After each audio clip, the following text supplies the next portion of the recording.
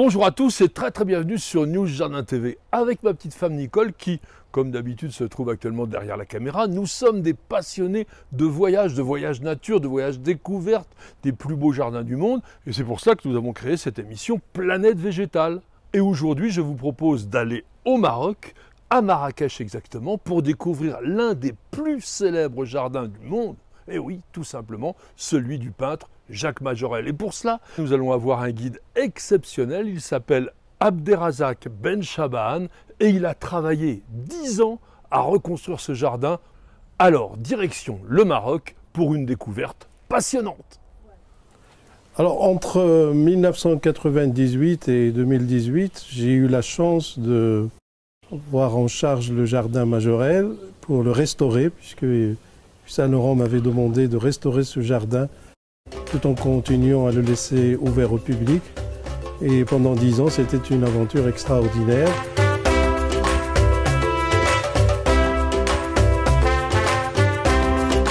J'ai marché sur les pas de Jacques Majorelle et j'ai appris beaucoup de choses sur ce jardin, sur sa genèse et surtout sur ce que Jacques Majorelle voulait en faire.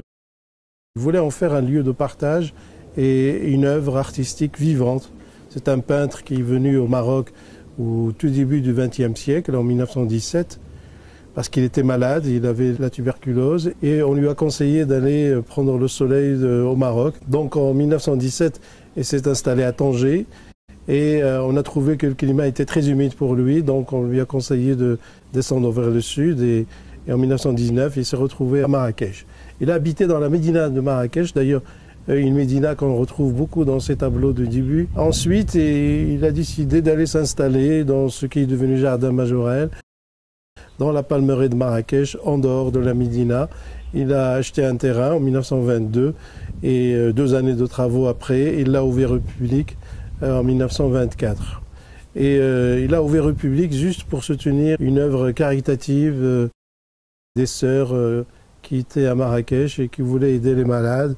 Et il n'avait pas beaucoup de moyens, donc il a ouvert le jardin en donnant la recette à cette œuvre caritative. Alors, en 1938, le jardin va complètement changer et il va se retrouver presque dans l'état où on le connaît actuellement, c'est-à-dire qu'il va construire son atelier, cette maison bleue, qu'il a fait construire par 2 architectes suisses. Et ensuite, comme il était dans un lieu privé, il a eu l'autorisation de peindre ses murs en bleu, parce que la réglementation à Marrakech, c'est plutôt la couleur ocre.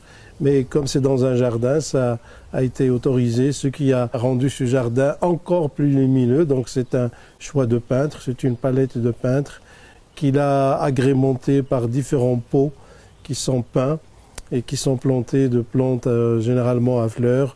Et tout cela a contribué à rendre le jardin magnifique. Jacques Majorelle, quand il est venu au Maroc, il a très vite compris que Marrakech est une oasis, que c'est une ville où l'eau est très importante. Et donc il a conçu son jardin comme une espèce d'oasis, avec des points d'eau qui sont des bassins, des fontaines, dans lesquelles se reflète le jardin, mais qui aussi introduisent leur musique et donnent du son de la musique à ce jardin. Jacques Majorelle était un peintre très conscient de l'importance de l'économie de l'eau, donc il a planté beaucoup de cactus, beaucoup de plantes grasses, beaucoup de palmiers. Quand je suis arrivé au jardin, je me suis retrouvé avec une flore qui a commencé à souffrir, puisque Jacques Majorelle est décédé en 1962. Et depuis, il y a eu quelques interventions sur le jardin, mais sans suivi. Donc Yves Saint-Laurent m'a dit, si vous pouvez rester quelques temps, je suis resté 10 ans quand même de ma vie, à restaurer ce jardin, à m'occuper de lui, à l'échanger. Mais je suis resté sur les traces de l'artiste, c'est-à-dire sur ce qu'il a voulu faire de son jardin. On n'a pas touché à l'essentiel, on a juste restauré, repeint les murs, repeint les pots et introduire beaucoup de cactus. Les cactus existaient avant, mais comme les archives sur d'anciennes photographies le montraient, mon travail a consisté à enrichir cette collection de cactus jusqu'à ce qu'ils deviennent ce que le public peut voir aujourd'hui. Donc c'est un jardin qui raconte l'histoire d'un passionné par le Maroc, Jacques Majorelle. Jacques Majorelle est le fils de fondateur de l'école de Nancy, l'école de l'Art Nouveau. Et son destin s'est passé au Maroc. Donc il a vécu au Maroc et la création de ce jardin, c'était une façon de laisser quelque chose à Marrakech, cette œuvre vivante, aujourd'hui visitée par des les gens qui viennent du monde entier. C'est un des hauts lieux visités à Marrakech et c'est un lieu où Jacques Majorelle a voulu allier sa passion botanique à son regard de peintre et je pense que c'est une réussite et c'est une très belle chose pour nous à Marrakech d'avoir ce magnifique jardin qui a traversé pratiquement tout le XXe siècle et qui, j'espère, traversera les siècles à venir. Après que nous ayons découvert la passionnante histoire du jardin de Majorelle, ainsi que quelques œuvres de ce magnifique peintre, eh bien je vous propose maintenant de voir en détail les plantes les plus intéressantes de ce jardin. Dès l'entrée du jardin, le visiteur est accueilli par une forêt de bambous aux chaumes bleutés qui atteignent 10 mètres de haut. C'est une espèce rustique originaire de Chine. En dépit de sa taille impressionnante, on reconnaît tout de suite ici Ficus elastica. C'est le caoutchouc, cette plante qui peine souvent à se ramifier lorsqu'elle est cultivée en pot dans nos intérieurs. Tout à côté, son cousin le figuier lyre a aussi parfois les honneurs de nos maisons. Mais ici, c'est un arbre dont les feuilles atteignent 45 cm de long, une plante qui est originaire du Cameroun. Les trompettes d'or de Tecoma stans s'épanouissent toute l'année. Cet arbuste originaire des Caraïbes et d'Amérique tropicale peut dépasser 5 mètres de haut. Il a un comportement invasif dans de nombreux pays. Les palmiers sont très nombreux dans le jardin Majorelle, à commencer par le palmier nain, Camerops humilis, qui est une espèce commune dans le maquis méditerranéen où la plante forme un buisson composé de plusieurs stipes. Dominant tous les autres arbres du jardin, le palmier jupon mexicain, Washingtonia robusta, peut dépasser 20 mètres de haut. Son stipe unique est couronné d'un bouquet de feuilles en éventail très spectaculaire. D'origine malgache, le latanier blanc se remarque par la couleur bleutée de ses très grandes feuilles en forme d'éventail qui peuvent mesurer jusqu'à 3 mètres de diamètre. Il se développe bien à Marrakech parce qu'il apprécie les climats secs. Incontournables, les palmiers dattiers sont présents dans tous les jardins marocains. Ils sont bien sûr omniprésents dans le jardin Majorelle avec des sujets de tous âges, des palmiers très élégants avec leurs feuilles pennées. S'épanouissant idéalement les pieds dans l'eau, le taro fait partie des plantes de base pour tous les jardins de style tropical. Ses grandes feuilles sagittées, donc en forme de fer de lance, sont décoratives mais son tubercule est comestible et surtout très nourrissant. S'accrochant sur un arbre avec ses racines aériennes, Monstera deliciosa développe de grandes feuilles découpées et perforées très décoratives. On le cultive couramment comme plante d'intérieur.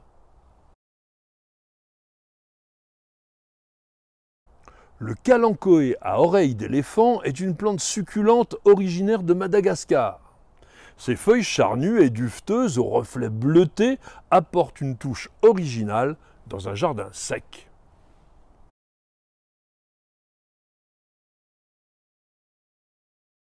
Le pétunia mexicain n'est pas du tout apparenté au pétunia de nos jardins.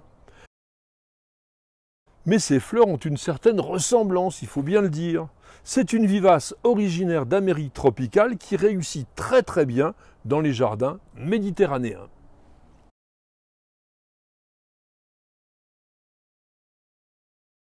Le bougainvillier est une plante grimpante incontournable dans les régions au climat doux. Mais dans le jardin Majorelle, plusieurs sujets aux bractées rouges ou blanches colorent toute l'année de leur floraison des pans de murs entiers.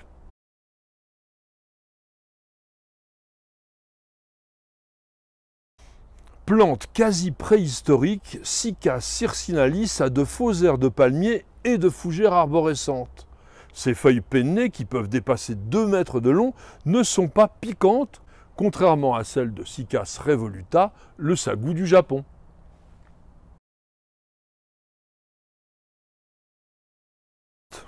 Des plantes succulentes et des cactées sont disposées partout dans le jardin Majorelle. Nombre de spécimens possèdent des dimensions très imposantes.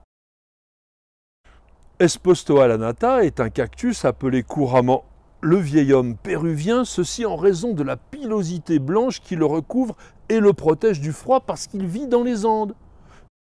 Dans la nature, certains spécimens peuvent atteindre 7 mètres de haut.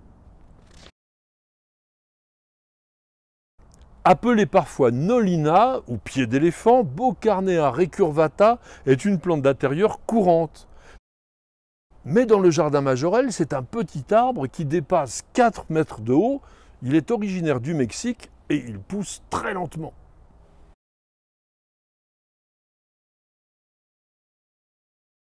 L'eau étant omniprésente dans le jardin majorel, qui se part de plusieurs bassins, on y admire évidemment des nénuphars de diverses couleurs. Ils servent le plus souvent de reposoir à des grenouilles.